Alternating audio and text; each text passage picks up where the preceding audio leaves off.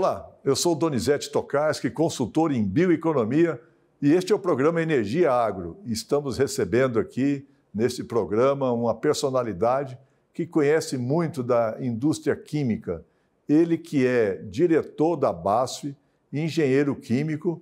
Estou falando aqui de Alejandro Bóssio. Seja muito bem-vindo, Alejandro, para essa nossa conversa aqui hoje, para a gente tratar dos temas relacionados à BASF. O que a BASF faz com relação à produção de energia e agro?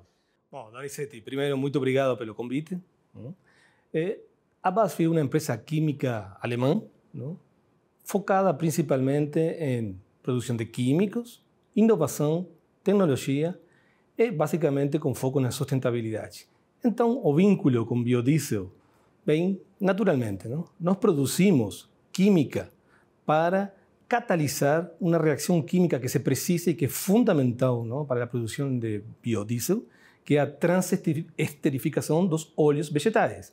Sem esse catalisador, é inviável a produção eficiente do biodiesel no Brasil e no mundo.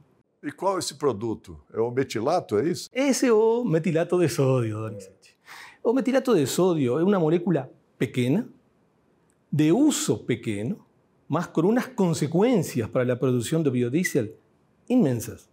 Ou seja, ele acelera a reação química. Ele permite que uma reação química, por exemplo, que poderia durar 2, 3 dias, ele faz em segundos. Por isso se chama catalisador.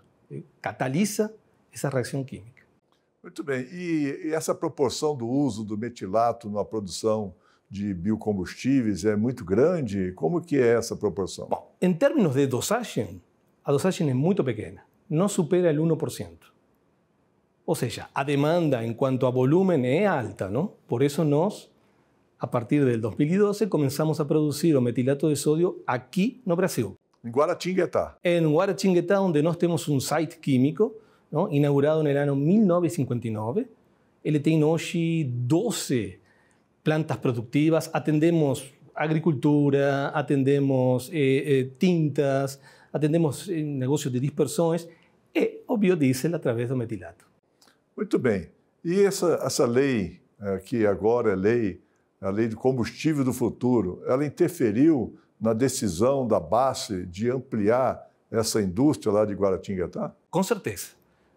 Quando nós fomos observando que a possibilidade da lei de combustível do futuro ia ser certa, nós investimos, aumentamos nossa capacidade. Por exemplo, em 2012, nossa capacidade instalada era de 60.000 toneladas de metilato por ano. A partir do momento que a lei de biodiesel, lei de combustível do futuro, se implementa, nós aumentamos para 90.000 toneladas, porque a demanda desse insumo vai aumentar.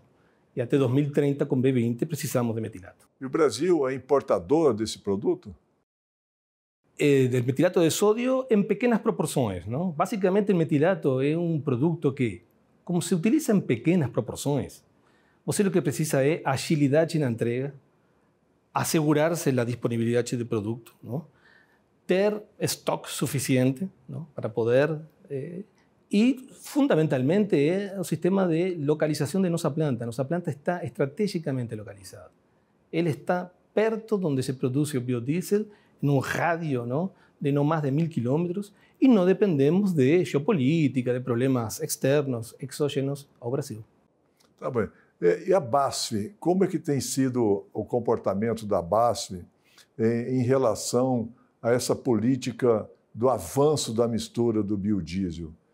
Você entende que é necessária para o Brasil, que é benéfica para o Brasil? Como que é a leitura de vocês com relação a essa política do aumento da mistura dos biocombustíveis, não só do biodiesel, mas também do etanol? Totalmente de acordo. O Brasil é uma potência em biocombustíveis e pode virar a ser ainda maior. No caso de biodiesel, por que o nosso interesse? Particularmente porque ele tem externalidades. Ele é um catalisador de emprego, é um catalisador de valor adicional, por exemplo, você sabe muito bem, com as rações alimentícias, farelo de soja. Ou seja, não é só o biodiesel traz consequências e impactos positivos para o Brasil. E nós, como BASF, temos, obviamente, negócios em todas essas áreas. Temos muito interesse em participar, colaborar com a evolução do biodiesel no Brasil e, por isso, continuamos investindo. Alguns setores entendem que há uma competição entre produzir biodiesel e produzir alimentos. Qual a leitura que você faz disso? Bom, o que nós sabemos é que quando você produz biodiesel, tem que esmagar soja. E desse esmagamento você obtém 80% de proteína e 20% de óleo.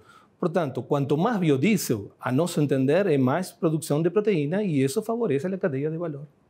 E essa indústria alimentícia no Brasil, a BASF tem também uma contribuição com insumos para a indústria alimentícia? Sim, claramente.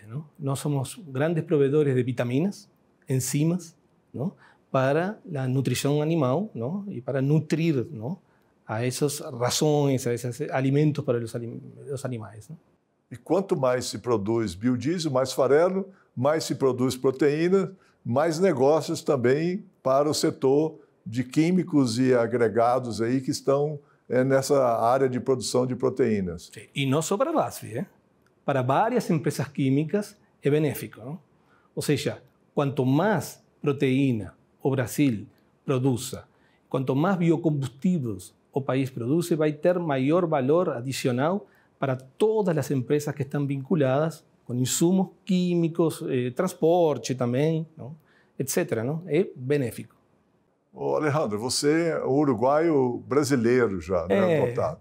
Já viveu em outros países. Qual que é a leitura que os outros países fazem em relação ao Brasil aqui, da sua agricultura, diante de tanta tecnificação que nós temos aqui agora? Bom, da minha experiência, eu sempre vi, ou seja, trabalhei muitos anos no Uruguai, também estive uns 7, 8 anos trabalhando na Argentina. O Brasil, primeiro que tem uma capacidade imensa de inovação na parte de agro. Consegue produzir mais com a mesma quantidade de terra.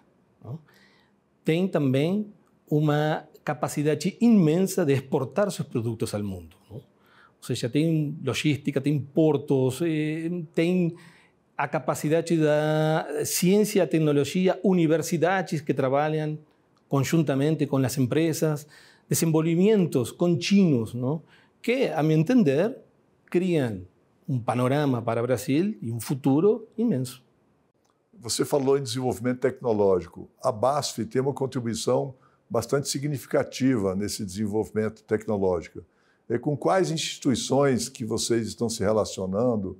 Instituições de pesquisa, centros de desenvolvimento tecnológico? Quais são esses e que produtos que estão sendo trabalhados para isso? Bom, Donizetti, aqueles que você pode falar, vou dizer, trabalhamos com várias universidades, com cada uma delas desenvolvemos algum tipo de inovação, vamos para determinados caminhos, desenvolvemos determinados tipos de tecnologias. Agora, Donizetti, nós temos um centro tecnológico lá em Morumbi, nós chamamos ONONO. Aí é onde nós conectamos com faculdades, startups, pequenas e medianas empresas, cooperativas. Qual é a função desse centro? É conectar as empresas. Muitas vezes o que nós percebemos desde BASF é que eles estão desconectados, com o mesmo propósito, com o mesmo objetivo, mas falta a conexão. E aí que nós actuamos e ajudamos a esse desenvolvimento de ideias, de novas empresas. Até posso te dizer de alguma associação de uma empresa A com uma universidade B, todo esse tipo de conexões é o que nós gostamos de fazer. E a pessoa ou a instituição interessada ou a empresa interessada em desenvolver alguma parceria com a BASF, a quem ela deve procurar? Como é que é esse processo de identificação desses atores aí para o desenvolvimento? Muito bom, Donizetti. Bom, nas páginas web de BASF, aí estão todos os links para o ONONO. O que eu recomendo é procurar pelo ONONO. E aí tem todos os dados de contato das pessoas que vão, obviamente, a abrir as portas da BASF para poder compreender, entender qual é a ideia, qual é o propósito, que é o que eles têm para apoiar, aportar, E aí, com certeza, vão ter Pessoa física ou pessoa jurídica, tanto faz? Qualquer dos dois. Pode ser também pessoa física. Muito bem. Nós estamos conversando aqui com o Alejandro Bosco, que é um engenheiro químico, diretor da BASF, e é uma pessoa que tem profundo conhecimento no desenvolvimento de novas tecnologias. E logo após os comerciais aqui, vamos falar exatamente sobre isso. Quais são as tecnologias que estão sendo apresentadas agora para a sociedade do ponto de vista de produção de biocombustíveis, do ponto de vista de controle de qualidade dos combustíveis, que isso é extremamente importante. Para todos nós que somos usuários de combustíveis, precisamos de saber o que realmente está acontecendo. Fique conosco aqui no programa Energia Agro. Nós vamos e já voltamos.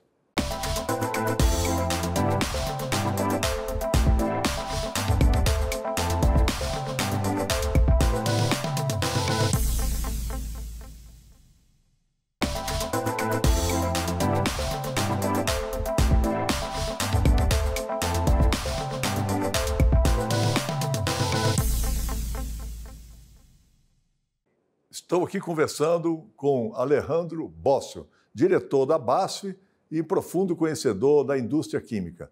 Alejandro, nós estávamos falando aqui dos produtos ligados à BASF do ponto de vista de desenvolvimento tecnológico, mas também nós temos que falar de uma outra cadeia de biocombustíveis que está por vir aí, que é o SAF, ou seja, o bioquerosene. Qual é a relação que nós podemos, ou qual a tecnologia que nós podemos esperar da BASF para aumentar esse potencial de desenvolvimento dos biocombustíveis, em especial o SAF aqui no Brasil? Bom ponto, Donizetti. Sim, a BASF é uma grande produtora de catalisadores, os famosos catalisadores heterogêneos. O metilato de sódio é um catalisador homogêneo, uma solução. Catalisadores heterogêneos facilitan la transformación de óleos vegetales, ¿no? O cualquier otro óleo o desperdicio que tenga óleo residual, ésteres, óleos residuales, por ejemplo, y lo puede transformar en SAFI, en HVO, HVO, ¿no? HVO, que son los combustibles de tratamento futuro, ¿no? Aqueles combustibles drop-in, ¿no? No caso de HVO, y no SAFI, Sustainable Aviation Fuel, que, como você falou, é o futuro, ¿no? E o Brasil, vocês esperam que o Brasil seja um grande produtor de SAF com a política atual que nós temos? Nós entendemos que o SAF tem possibilidades no mundo inteiro, não? Ou seja, aí você tem que entender um pouco a disponibilidade de matéria-prima e fundamentalmente matéria-prima que seja waste, desperdício, não? Aqueles óleos residuais, não? Que a tecnologia com catalisadores, por exemplo, heterogêneos, ele pode transformar em SAF com uma pegada de carbono muito baixa, porque você começa quase que de zero. O óleo residual tem carbono quase zero, considerado zero, não? Então, o SAF vai ter muito futuro naqueles países, naquelas regiões. O Brasil vai ser um deles, com certeza, onde você pode descobrir, encontrar aqueles óleos residuais que não têm valor, que não têm uma outra aplicação, e transformá-los em Sustainable Aviation Fuel, não? E existem também tecnologias para poder recuperar esses óleos, não? Aí é onde também nós estamos trabalhando e investigando. Além dessa tecnologia, vamos dizer, para a produção de SAF, a BASF está desenvolvendo também um equipamento que ele serve para aferir a qualidade e a pureza, vamos chamar assim, diante das especificações que a ANP tem dos produtos, dos óleos, por exemplo, óleo combustível, óleo o biodiesel, o combustível fóssil, o diesel fóssil, o etanol, né? Quais são as aplicações que esse equipamento que vocês estão desenvolvendo tem? Bom, nesse sentido, Donizetti, nós o que temos desenvolvido faz 4 ou 5 anos através de uma subsidiária da BASF, o nome é Trinamix, ou Trinamix, não? É um espectrofotômetro que ele consegue detectar o conteúdo de alguma molécula, não? Que está dissolta em alguma outra molécula. Então, por exemplo, no caso do biodiesel, nós faz uns 6 meses que estamos avaliando a possibilidade de detectar o conteúdo de biodiesel que está presente em uma mistura de biodiesel com diesel, não? Nós também podemos descobrir o conteúdo de plásticos em um elemento plástico que tem vários nylons com polietileno, com polipropileno, também podemos detectar esse conteúdo. É uma tecnologia revolucionária porque é fácil, prática, pequena de tamanho, entra na mão de qualquer pessoa, não? E a detecção é muito rápido. Em apenas 2, 3 segundos você já tem o resultado do conteúdo que está querendo verificar. Ao mesmo tempo, esse resultado vai diretamente à nuvem e você pode capturar essa informação imediatamente e ter em seu sistema de SAP, em seu sistema CRM, em seu sistema interno, não, de monitoramento da qualidade de teu produto. E esse equipamento, além de verificar, por exemplo, a percentagem de biodiesel no diesel, a mistura obrigatória, que agora é 15%, nós temos também uma aplicação para verificar o conteúdo de água no etanol, é isso? Exatamente, também. Nós podemos detectar níveis de conteúdo de água com uma margem de erro pequena, não, no etanol. Então, isso é muito importante para evitar diversas situações que é de descumprimento da legislação vigente, né? E com essa facilidade de ser um equipamento portátil, isso pode ter uma utilização em diversos setores, não só na indústria, mas também na distribuição, nos postos de combustíveis, nos grandes consumidores de combustíveis, eles vão poder aferir ali imediatamente esse conteúdo. E sim, porque os equipamentos de hoje, por exemplo, você precisa de levar uma amostra para um laboratório. Às vezes aí passa um período de tempo no qual o resultado aparece em 2, 3 dias. Nossa tecnologia vai te dar o resultado em aproximadamente 2, 3 segundos e capturado imediatamente na nuvem, não? Ou seja, aí chegar para um centro que cada empresa, cada elo da cadeia tenha, vai ser muito fácil.